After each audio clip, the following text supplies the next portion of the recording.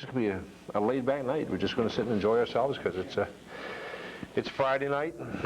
We're tired. We've worked hard this week, and we're ready to relax a little bit, huh? Mm-hmm. We're going to have a good time. Since the last time Earl was here, he has had an operation, and he's doing well. Looks slim and full of vim, vigor, and vitality. We're going to have a good time. I hope you'll come back and meet one of the guys. He's been in this community probably with one company for 25 years in broadcasting, which means that you must have been broadcasting about 30 years, huh? Must have started when you're about 5 years old. He's counting. Earl Freudenberg is my guest. Took his shoe off to continue counting after he got past 10. When we come back, we're going to talk to Earl Freudenberg. Les is going to put the numbers up on the screen. We're going to talk and have a good time, relax a little bit, kick back in the chair and just have a good time, relax. We're going to take a commercial break. Sure, of course, before we go to the commercial break, I've got to tell you about my friend, Jim Mickey Denton. I haven't seen him, I guess, since Wednesday. I took everything I owned, just about, with the exception of the clothes I had on my back. I said, Mickey, can Village Laundry do this for me today? Why, sure, Mr. Coleman, he says. Still calls me Mr. Coleman. I gave them to him. One of my sleeves was ripped out. I don't know how in the world I was going to get that done. He had it all done. When I got there that evening, it was all done. Absolutely all done. He's been doing my clothes for almost 3 years now. It used to be Norwich Village, but now it's Village Laundry, and it's on Ringgold Road in East Ridge, right around the corner from the Red Food Store, Osborne Shopping Center. You'll see it, the big blue letters up on the front of the building that says Village Coin Laundry. He's been doing it for 16 years, I guess. And he does it terrifically because he looks through the eyes of his clients. When they come in, he tries to see things as they see them.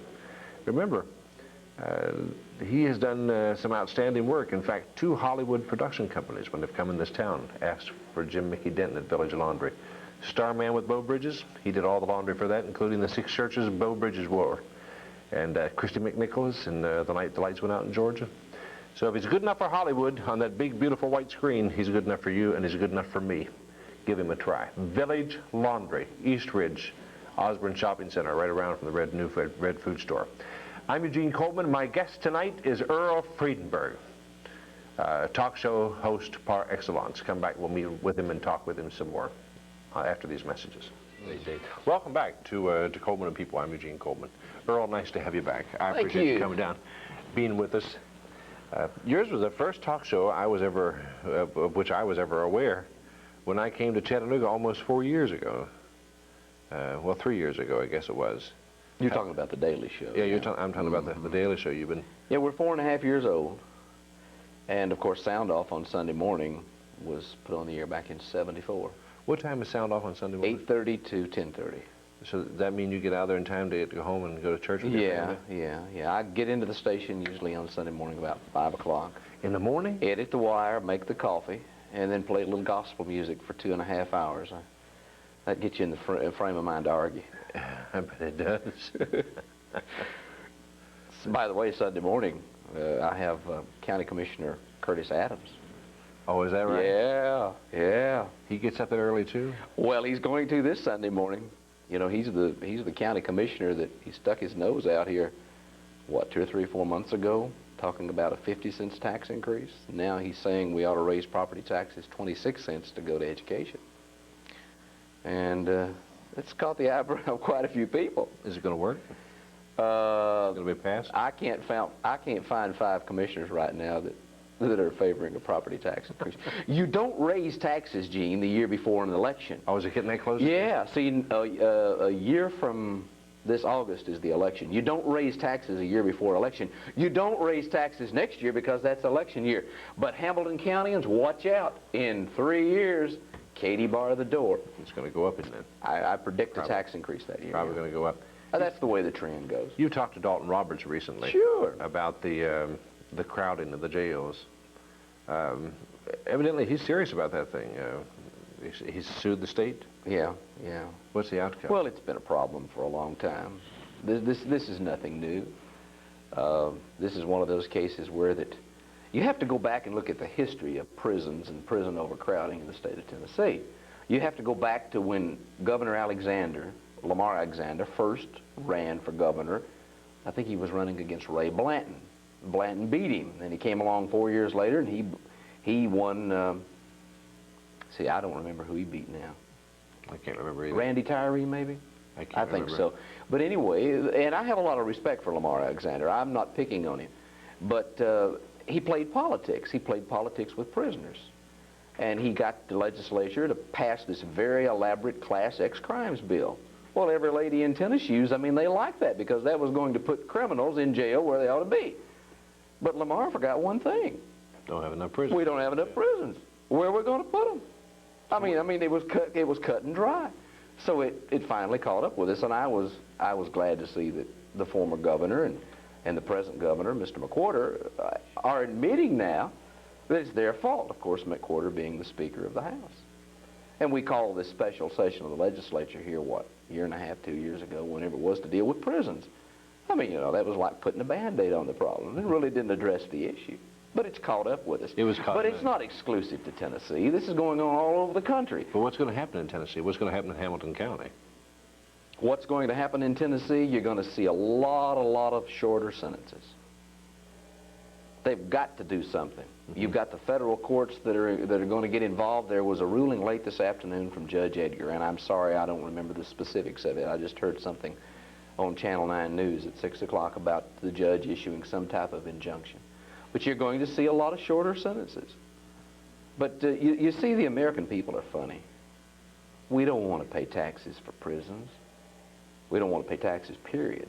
And certainly we don't want to live next to one. And that's true. That's true. So here we sit. Here we sit with people serving lighter sentences.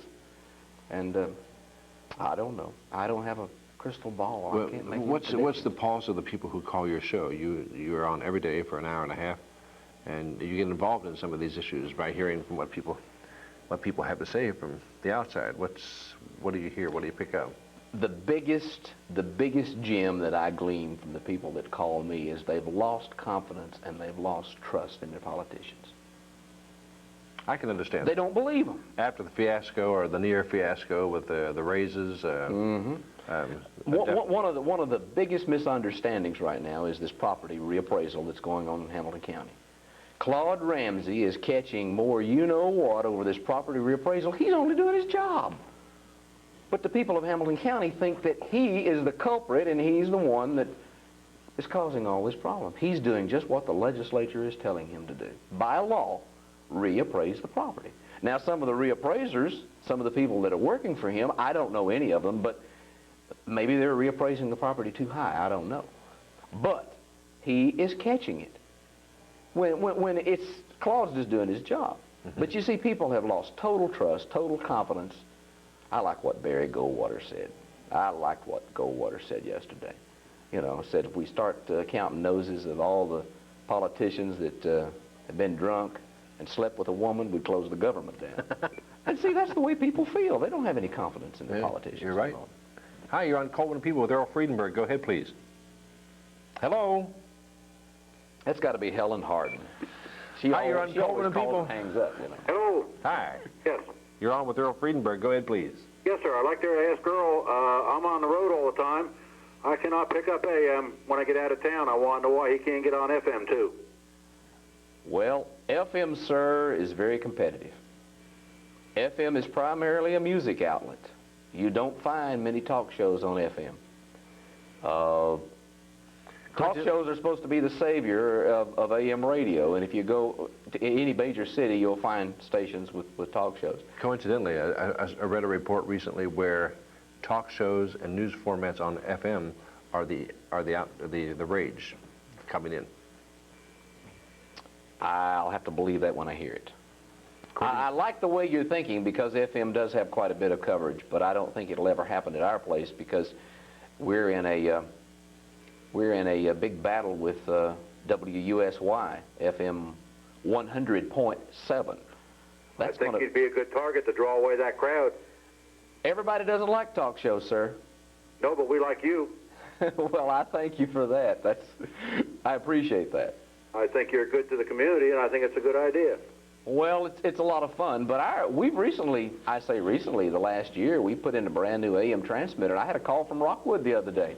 Is that right? Sure did. And you're 5,000 watts? Yeah, 5,000 watts. We've got a good 35, 40-mile radius. I'm tickled with what we've got going. how about experimenting for just a short period? You'll have to talk to my manager. Dr. Dale. Dr. Dale Anthony. All right. Thank you. Thank you for calling. Good night. It would be nice if that would come in an FM station where... Well, you know what's interesting? WMBW, the Moody Broadcasting, non-commercial, religious, Christian, whatever you want to call it, they do very well in the ratings. In fact, in the latest Birch, I think their open line program, which is a talk show that's on every evening, Monday through Friday, out of Chicago from 9 to 10, I think the latest rating showed them with a 7. Is it That's Mr. 12 Cole? plus, hour by hour. Well, Pastor Cole is on 2 nights a week, but the other 3 nights they do various subjects, you know. Hi, you're on Coleman and People with Earl Freudenberg. Go ahead, please. Yes, Mr. Coleman. Yes, sir. I see you got a cap on there. Yes, sir.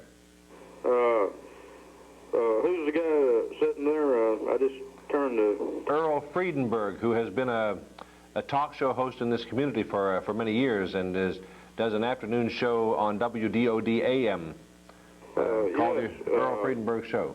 I think he ought to be wearing the cap. He'd look a little bit... Now, wait a minute. I'm his guest. You're not supposed to make the guest mad. No, just a little joke. I didn't mean anything. Well, let me tell you something about the hat deal. We used to have a lot of those things at WDOD, and I started wearing one. Wherever I'd go, I'd end up having to give it away. So I said, heck with that stuff, you know, so I forgot it. I just don't even try to wear a hat anymore. I only have a little more hair up there than he does. Yeah, well, I didn't mean anything. I just... Who was that great philosopher that said the best men always come out on top? Remember, Luther doesn't have any hair either. Yeah, Luther doesn't have any hair. Yeah. All right, I just didn't have really nothing to comment on. I just thought I'd make an inside... Hey, let me ask you a question. Yeah. What do you think about John Tower? Well, I don't think too much about him, you know. Really? Does it really matter to you one way or the other? Yeah, it matters, but you know how things are in the world today. You know? Do you think John Tower should be the defense secretary? No, I really don't think he should be, sir. Based on the things that we're hearing, such as the so-called excessive drinking and the bed hopping and his possible conflict of interest, based on those reasons? Well, I think I don't think he should be. Yeah. That's my opinion, you know. Well, you know, I found it very interesting. Before I came down here tonight to be on Gene's show, I was watching that roundtable program on PBS that came on at 8 o'clock, Washington Week. And they were talking about Dan Quayle going to Alabama yesterday. Oh, this was interesting, and nobody even mentioned it, but there was a little piece on the AP Wire. Quayle went to Alabama yesterday, and he drank Budweiser with the VFW people. Now, you can read what you want to into that. One lady called and she says, can't you imagine that President Bush is going to have a little prayer meeting with little Danny when he gets back? But he was sitting around a table, you know, talking casually with some Night Rider reporters. And I was impressed. I mean, the guy was sitting there. He wasn't the little immature person, you know, that we get the impression that Dan Quayle is. I mean, he was very, very calm, but to the point. And he said during his tour of Alabama yesterday, not one person mentioned anything about John Tower. Well, sir, I'll make one more comment there. You know, you can't trust you know, I mean, you can't trust these preachers, and well, you know, everything's just going down the drain. You know. It's just... Well, let me make a suggestion to you. Yes, sir. Look to the cross, and between yourself and the cross, don't put any individual. And I promise you'll come out on top, okay? Well, you know, it just, I'll tell you what, how it's rated, you know, used car salesman and a politician and a preacher, you know. That's just the way it goes, you know. Thank you, sir. Thank Sorry you for your call. Hi, you're on Coleman and talk People. show host. No, he didn't put those in. Oh, Yeah. hi, Earl. Yes, sir. Hey, I just wanted to comment on your show from 3 to 6 in the afternoon. Yes. I really enjoy that. Hey, I like it too. I record your show every day, and then when I get home, I play the tape back and take off all the good songs and things that I really like, and some of the mess ups that you do, like your CD player. Yeah. Yeah, let me tell you something. Those CD players have a lot to learn about those CD players. When I started, let me explain to you the problem, sir, with this CD player, and we've taken it out, and we're going to take it to the shop, and we put another one in. But the CD player hangs up like a record. You'll be playing a record, and the needle will get stuck, and it'll go da-da, da-da, da-da, da-da. And I told the chief engineer, I said, I didn't think CD players were supposed to mess up. What's causing that? He said, send it back to the factory. So it's on its way. But you're right. I like that show, too. That's sort of therapy. And I like the music. Most of the music that I play happens to belong to me personally. Let me ask you a question. What do you think of the little comedy routines? Do you like these, or should I eliminate the comedy records and stick strictly to the music? No, heavens no. I really enjoy it very much. I tell you why I ask you that question. I've got a lady that listens to me. She won't tell me her name. She hates Spike Jones. She hates Andy Griffith.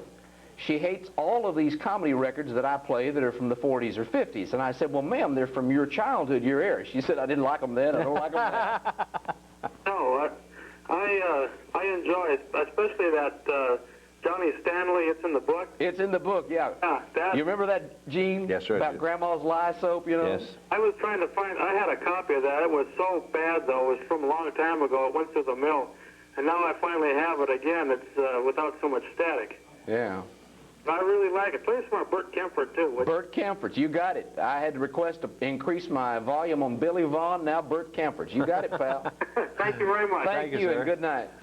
Earl Freudenberg is my guest tonight. We're going to take a commercial break. We'll be back to take more of your telephone calls, and we're going to be talking to Earl, so come back and be with us. I'm Eugene Coleman. This is Coleman and People. Welcome back to Coleman and People. Earl Freudenberg is my guest. Hi, you're on Coleman and People with Earl Freudenberg. Go ahead, please. Hello, Eugene. Hey. Listen,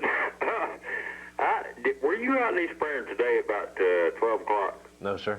You weren't? Uh-uh. Well, there's a good-looking gal out there driving a big luxury car. It looks a heck of a lot like you. It was a big luxury car. It wasn't me. Kind of a real dark gray car. And I thought, boy, old Eugene looks about 10 years younger than he does on TV. How you doing, Fred? Is that my buddy? How you doing, Fred? Who's that? This is Earl. Hey, bro. What are we going to argue about tonight?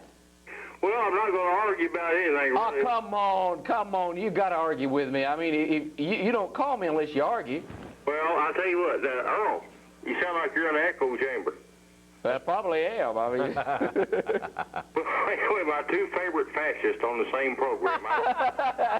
thank you very much. Well, there's a couple things I'd like to just comment on tonight. Well, wait, what's a fascist? Huh? What's a fascist? Figure it out. What y'all are, you're a bunch of uneducated individuals who believe that individuals don't have any choice in making up their own mind, that a bunch of religious dumb butts should do it for them. And that's all I have to say about that. I have some more interesting things to say. All right, Fred, let's hear it. All right, lock and load. Number one, I think that, oh my goodness, what was I going to say? Hold on a second. You got so carried away with the religionists that it really shook you up. But anyway, y'all were getting where you look like brothers. Oh, by the way, I know what it was right now. My boss, we had to be up in Cleveland this morning for a sales meeting. You mean you work? Well, occasionally. Now, listen, it's the American way, ain't it? I thought you drew food stamps, Fred. Who, me? Yeah. Oh, well, white boys can't get that stuff. Evidently, you're a salesman? Oh, hello. Are you a salesman? Yes, for a long, long time. Okay. All right. But anyway, this sales manager who's from Pennsylvania, you remember the lady that called up your show last night from Pennsylvania? Yes. And she was talking about how, let's say individual or whatever these people down here from are. Uh-huh. This guy is originally from Pennsylvania. And I think from judging from his accent, he's from around Altoona somewhere. I'm a pretty good judge of accents. Mm-hmm. Do you have anything against people from Pennsylvania? Yes, sir. Just be quiet. I'm talking to the host. Hey, I want to know what you've got against people from Pennsylvania. I've got lots of friends up there. I don't mind people from Pennsylvania unless they happen to be from Pittsburgh, and then I say nuke them. Okay. What I wanted to say was that my boss was saying that there is something very different about people indigenous to this area. And I just grinned at him, and he couldn't understand what I meant. He said, "What?" He said, "Why is it we don't get along down here?" And I said, "Well, if you're not real careful, you can wind up hanging from several oak trees down here." But anyway, make a long story short, the lady was right. People from this area are not really friendly. That's not true. Yes, it is. I deny that. Eugene, will you, that is not true. Eugene, it's your program, but it's my nickel. Allow me to express my attitude here. Order. Cleveland, Tennessee, I lived up there a month. I just got back down here to Chattanooga tonight. It's the most... I thought I was in a religious thing. It's sort of a real... Unless you're one of the group up there, it's like being in a fraternity or something. You don't make it. And I've never been in an organization in my life where you took a prayer meeting at every sales meeting, and it's ridiculous. Except for those who enjoy it. Well, yeah, except for those uninformed individuals who do. But, listen, I love that. Whose show? Was it your show today? I heard about them spacecraft only being around here for 6,000 years, and it's piloted by demon pilots. Go to bed, Fred. It's past your bedtime, Fred. Isn't that the truth? Good night, Fred. Bye. Bye. Hi, you're on Coleman and People with Earl Freudenberg. Go ahead, please. Good evening. Hi. I liked Fred there. I wanted to comment on a couple of things. First of all, the John Tower situation. I've just got, I think the biggest thing, a sober Jim Wright scares him more than a drunk John Tower. So, I don't think whether he drinks or womanizes or whatever he's accused of doing has anything to do with whether or not he'd make a good cabinet member. So I think they're kind of picking on him. Let me ask you a question, sir. Is this going to backfire on the people who... I was watching part of the playback of the testimony today, this evening. I guess it was on McNeil Lair. And here's Ernest Hollings. And you thought that that he was Bob Harrington of 25 years ago. I mean, he was really, really being sanctimonious. Is this going to backfire on these people who are really coming out with this purist attitude about alcohol?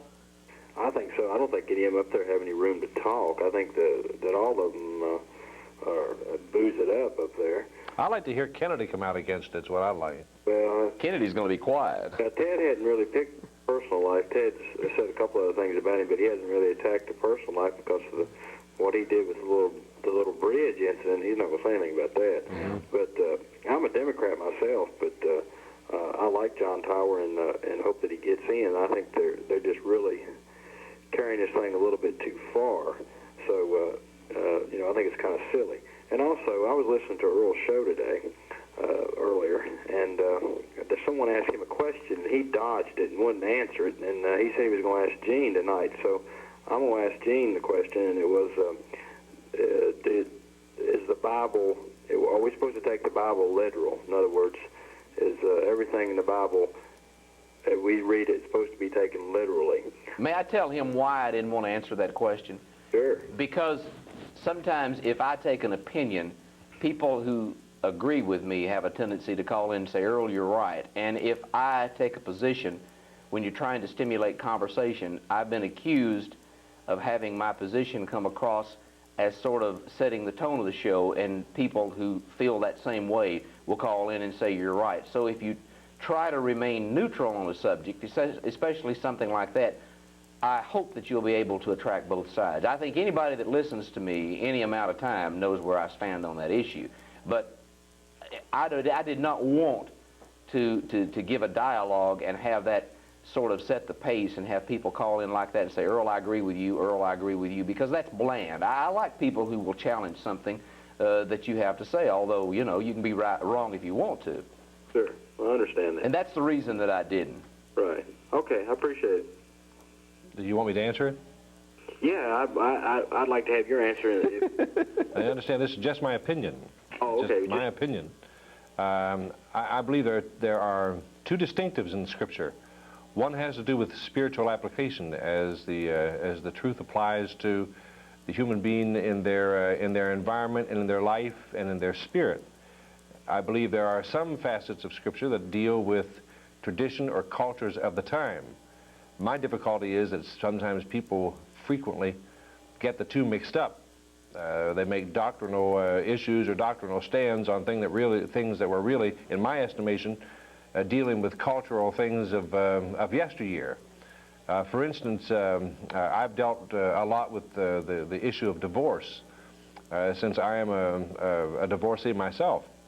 Especially when I was pastoring a church, I was really looking at it with a fine-tooth comb to determine whether I had qualifications to stand in a pulpit and to speak, and thus saith the Lord. And I've done some reading, and remember the 5th chapter, is it the 5th or 6th chapter of the book of Matthew, where Christ addresses, the master teacher addresses divorce? Come to find out that in some research that my numbers might be wrong, but I think 13 of the 15 times the word divorce is translated differently than it is the last 2 times, and the connotation has to do more there with polygamy than it does with a monogamous relationship. The same way with what Paul was talking about with Timothy when he said it should be the husband of one wife. That's been a controversial thing. There's some school of thought that that had to do with the tradition of polygamy at that time. Many of the portions of Scripture, like the book of Revelation and some of the other prophetic books, use symbols.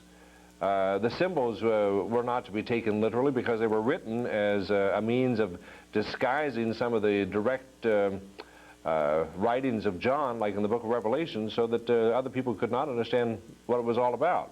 So bottom line is, I think if it's the spirit of the law, then you should follow it. If it's the letter of the law and has to do with culture or tradition, then it's left up to the individual. I don't think that the Bible we have has everything written in it. I think it's like windows. It reminds me of the Empire State Building. You can't see all the Empire State Building from the outside or from the inside because you're in one particular view. If you stand in front, you can't see the back. So there are windows by which you see certain things, and I think the Scriptures are very much like that too. It doesn't give you a view of everything. I mean, if Christ preached for 3.5 years, there are only 4 accounts of his teaching and his preaching. Evidently in 3.5 years he did a whole lot more than was recorded in Matthew, Mark, Luke, and John. So I think it gives glimpses of truth and things of this nature, and allows us to use our own thinking process on many of the others. Now, I hope I didn't get in trouble, but that's just my personal opinion. Yeah, I agree with you. I also, you said that it's hard to be a preacher when you're divorced. I don't think that'd be a problem, because then at least you could teach your people what not to do. Yeah, you're right. I feel like I have more credentials as far as family is concerned now than before I went through that. Okay, appreciate it, guys. Thank you. Here. Hi, you're on Coleman and People with Earl Freudenberg. Go ahead, please. I don't think Fred knows the people in Cleveland all that well. Okay. You still there? He hung up. We lost him. Hi, you're on Coleman and People with Earl Freudenberg. Go ahead, please. Yes, I'd like to ask Earl what he thinks about the aquarium. What do you think about the aquarium? What do you think now? What do I think about Yeah. the aquarium? Should we have an aquarium, Earl? Yes or no? I can't give you a yes or no answer. Why not? I say that if you have a group of people in the community who want to pour $30 to $40 million into a project and give you that, you'd be a fool not to take it. I have a lot of reservations about going to the public trough and pumping a lot of tax dollars into it. Now, certainly there are some things that you may have to use tax dollars for, but I think that to start going to the public trough and start pouring millions of dollars into a project, I don't think we should do that. What are they going to put millions of dollars into? Well, one big question that remains is what happens 5 years down the road if the thing doesn't make it on its own? Where are you going to get the money? But You would have to go to the public trough. That's what I'm talking about. Those are the reservations. Isn't that kind of a negative? Isn't that kind of a negative output? I mean, anywhere else they've ever built them, they've had phenomenal success. I hope we do. It has revitalized the Baltimore harbor. I hope that this serves as a catalyst to help my community, where I have lived all of my life, take on a fresh approach. I really hope it does. I would not, for 1 minute, advocate not building the aquarium. I think that the people down there, that they've planned it, but we've got a lot of questions that need to be answered. Ron Littlefield, Commissioner of Public Works, says we need $120 million worth of road improvements now. Well, maybe that'll help it happen with tax dollars coming in from tourists. It might do it. Hi, you're on Coleman and People with Earl Freudenberg. Go ahead, please. Hi, you're on Coleman and People with Earl Freudenberg. Go ahead, please. Hey, this is for Freudenberg. I just want to say that I don't agree with Mr. Goldwater on about everybody drinking, because everybody's not drunks, everybody's not whoremongers either. So his opinion don't mean too much, and there's a few good people left. And sure, and I think, sir, a lot of his was tongue-in-cheek. I really do. Well, anyway, he's a has-been, and his opinion don't mean too much. But I think there's a few good people in Washington, D.C., and I don't think you need a drunk. If he's not a drunk, ain't no use to him try to hide it. And, of course, I can understand why they want him in the defense, because you got the right man in there, you got your finger on him. That's where the moolah comes from. So I don't agree with Mr. Goldwater, because there's a few good, honest people left in the world. So I think there's somebody else can fill his shoes. Thank you. Thank you for your call. Hi, you're on Coleman and People with Earl Freudenberg. Go ahead, please. Yeah, Earl, this is Al. Hello! That's my buddy, Al Alexander. How are you? Yes, he's a big Danny Davis Oh, fan. but I got a question that I'd like to ask you. Okay. Have you seen the new Chattanooga Life and Leisure magazine about the radio ratings? Yes, I have. Well, tell me this. On these ratings, how much faith can you put in those ratings? In other words, they've got them from the summer 88 and the fall 88 and so on. But how do they get these ratings? Diaries. Yeah, and they make a lot of telephone calls. For instance, Arbitron, you have to keep a little diary of your listening habits. They will send those out to a certain amount of people. I think they send something like 1,500 back, and usually they'll get 2/3 of those back. Birch, which is a relatively new company using an old technology, they call and they will ask you your listening habits. I think that there's something in the ratings for everybody. For instance, I can boast a little bit about my afternoon program from 3 to 6. I'm number 3 with men 35 plus. To figure that one out, an AM station.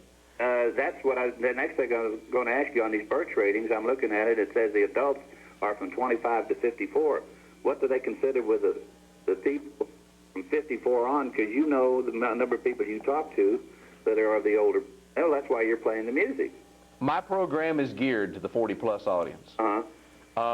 You don't find very many people under 40 that listen to AM radio anymore.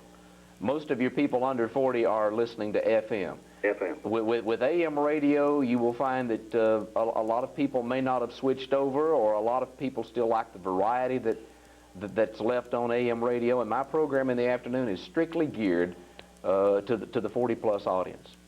Well, with all the different stations they have here, I was just wondering just how much you could depend upon that, because I know I listen to your station all the time. Well, I enjoy it. Let me tell you this much. A lot of people live and die by those ratings in our industry.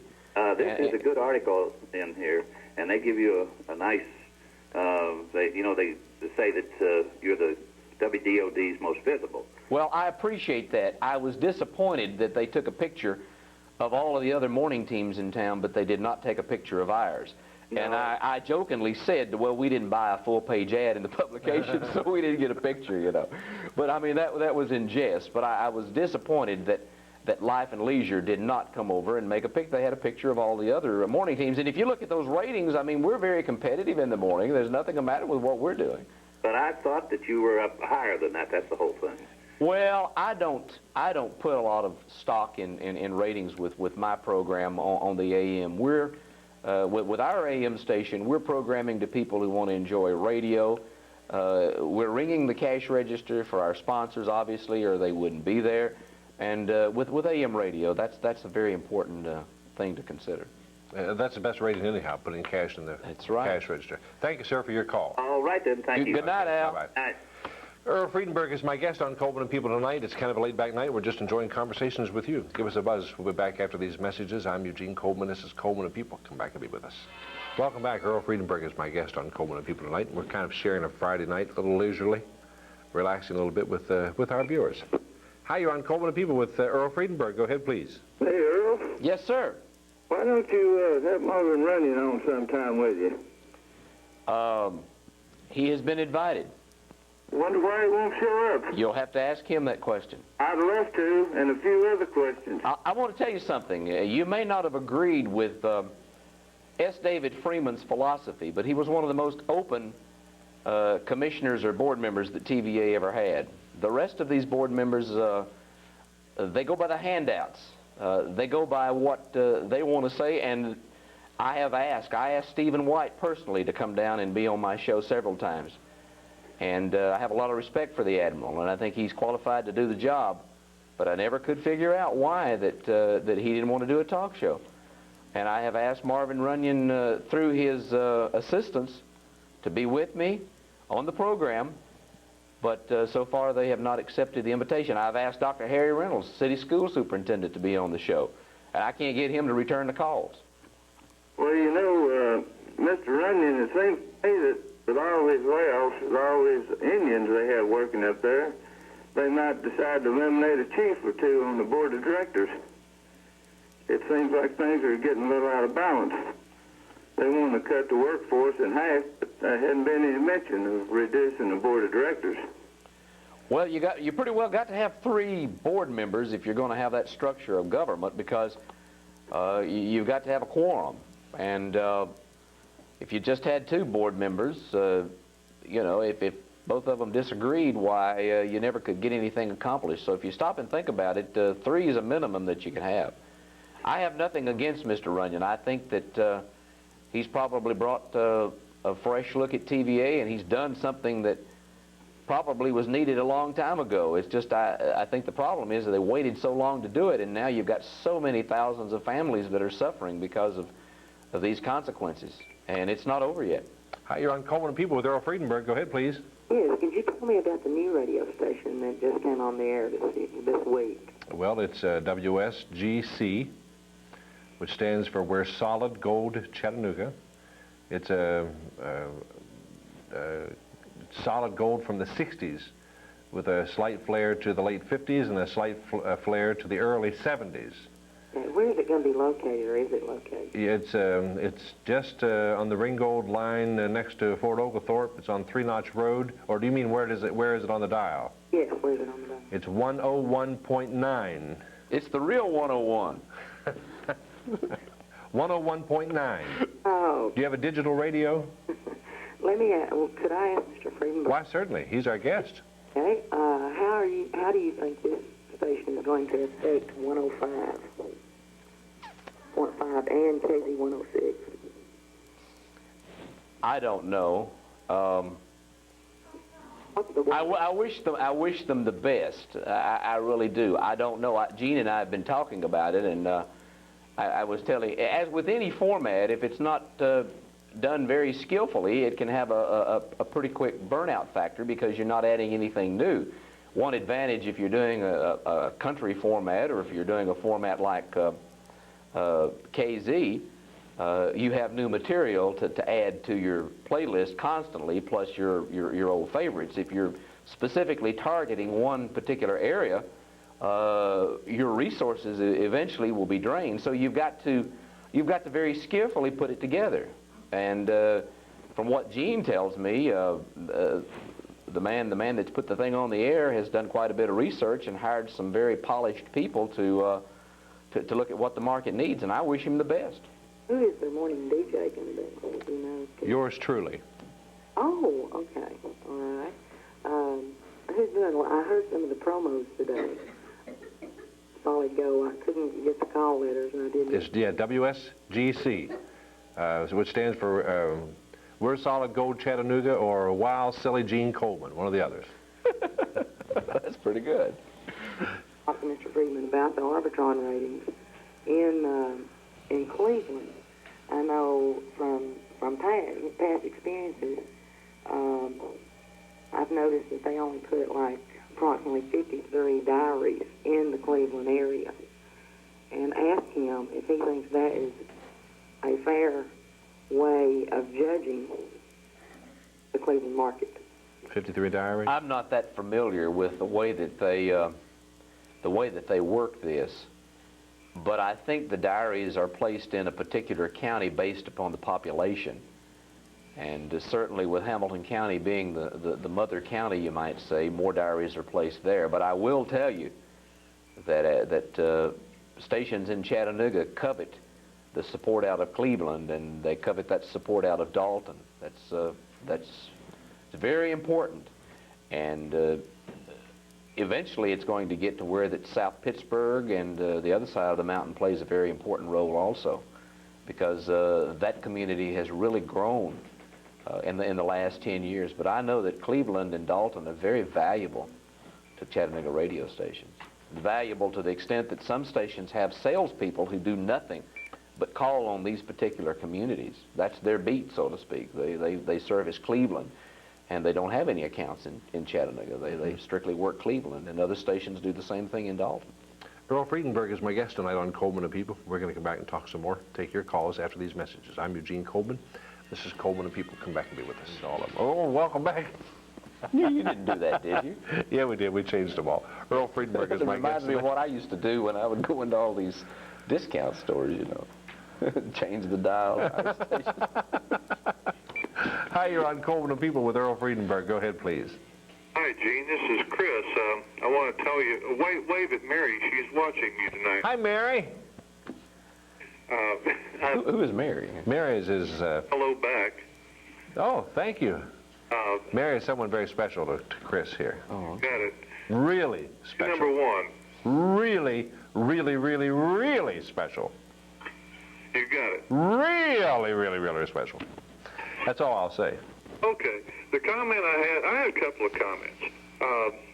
I'm still up in the air about John Tower and whether or not he should be whether or not I think he should be Secretary of Defense. You know, I don't have any problem with a guy being a womanizer, being an ex-womanizer myself. I don't have any problems with a guy being an ex-drunk myself.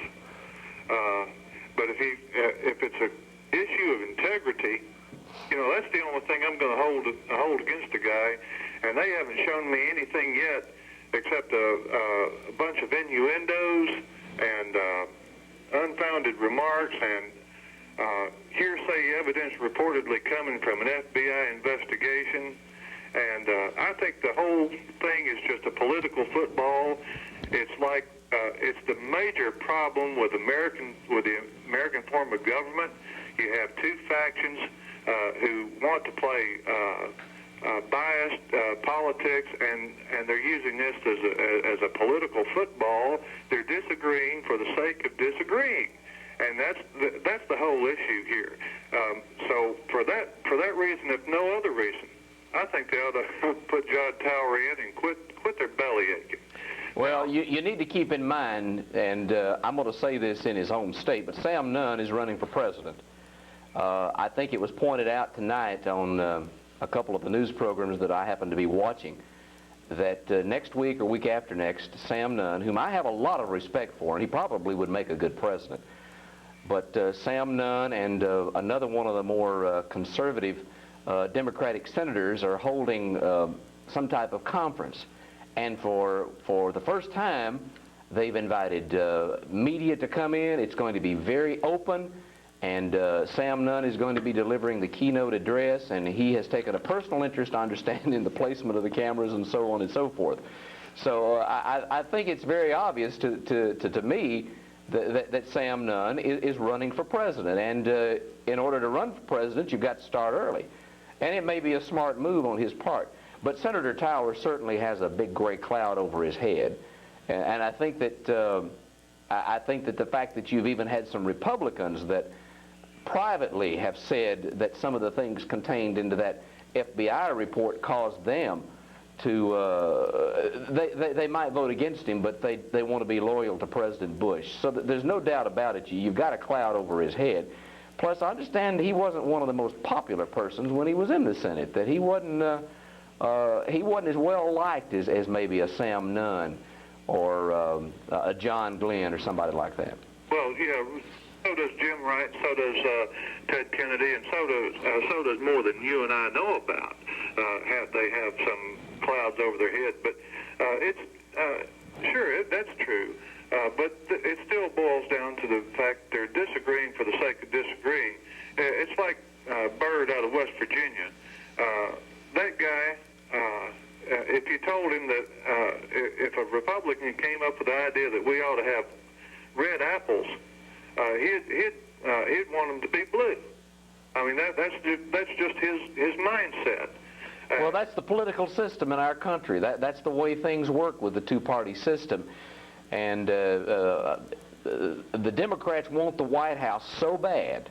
They want the White House, and I think that they're going to go to just about any extreme in order to capture the White House in 1992, and they're starting early. I mean, there's no doubt about that. We got to go. You're right. They'd do anything for it. You got to go, Chris. Thank you, buddy, for your call. Oh. And welcome Mary down to Chattanooga. Oh, always. Okay, buddy. Thank you. Earl, I want to thank, for those of you who are on the telephone line, if you'll just hang on, Earl will answer your question. Thank you very much for being my guest tonight. It's been a pleasure. Fast. It just goes that quickly. And don't forget to listen to Sound Off Sunday on WDOD AM and FM, 8:30 till 10:30. Hamilton County Commissioner Curtis Adams will be my guest. He's the man that wants to raise your property taxes. Okay, and then the afternoon show on WDOD? Yes, WDOD AM, Monday through Friday, 12:20 till 2. That's the talk show.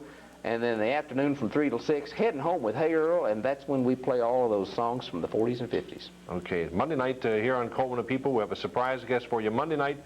Next Tuesday night will be Tom Griscom, former White House aide, and David Kerr will be here Wednesday night. My time is gone. I thank you for yours. Until next time, this is Eugene Coleman. Goodbye. God bless you. God love you. I love you. And remember, if you're walking down the street and see someone without a smile, stop and give them one of yours.